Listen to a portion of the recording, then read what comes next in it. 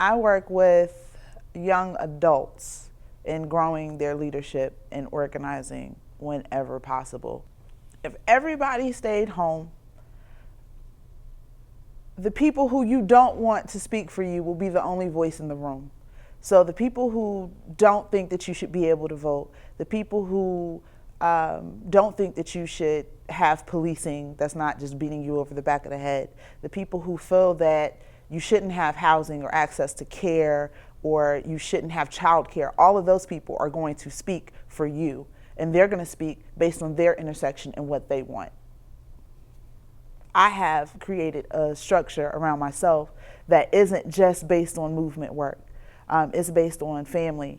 It's based on friends. It's based on, you can go out and have fun at the bar with your friends and still do community justice work. But sometimes what happens is some people only want liberation when they're the liberators.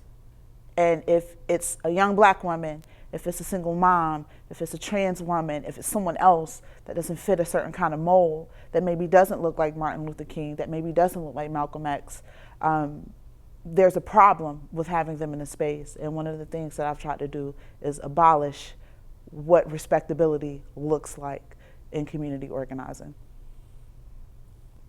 So what I also say in relation to free speech is free speech is free. You can say whatever you want. You can tweet it, you can write it. But free speech also comes at a cost. There are people who have lost their jobs behind speaking up for people that traditionally wouldn't have been spoken up for. Free speech can mean you don't get into the school program that you wanted to get into. Free speech for some activists in Ferguson has meant that they've died. So when it comes to respectability and organizing, I've seen that some people value those who show up in suits.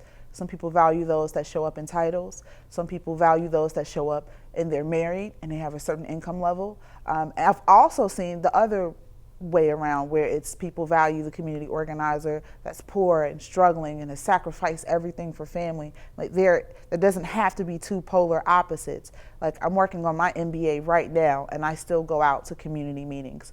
I will go out, instead of wearing a suit with purpose, I will dress down in what I traditionally would wear. It's that notion of how much you respect the person is tied to what they look like.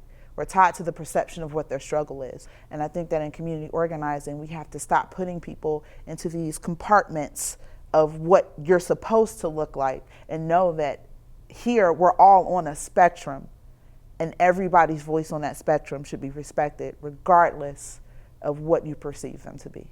I never really expect a politician to speak for me better than I would speak for me. Activism for me is being a person or going after something that you feel will make your community better. My style of community organizing is a little bit different, where I love you and I'll always love you, but we need to go ahead and check this behavior, or we need to go ahead and have this conversation so that negative feelings don't fester.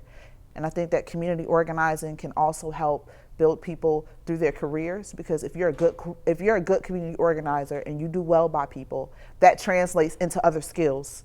That translates into being a good business owner. It translates into being more than just civically engaged. If I can figure out how to love my neighbor, then I can also come home and be a better mom. I can be a better partner. I can just be a better person, be a better daughter. So I take all of that very seriously.